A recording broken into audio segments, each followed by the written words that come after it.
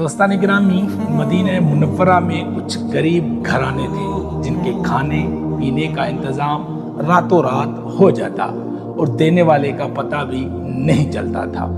وقت گزرتا رہا اور شہر مدینہ میں 100 کے قریب گھروں کو اندیکھے ہاتھوں سے سامان زندگی ملتا رہا۔ پھر ایک عظیم ہستی کا انتقال ہوا اور ساتھ ہی ان فقراء مدینہ کو راشن ملنا بند ہو گیا۔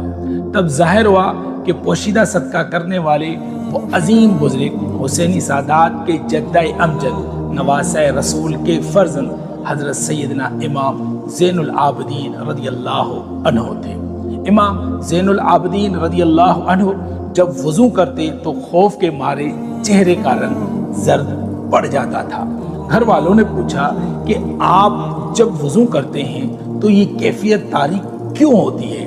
تو آپ نے فرمایا، تمہیں معلوم ہے کہ میں کس کے سامنے کھڑا ہونے جا رہا ہوں؟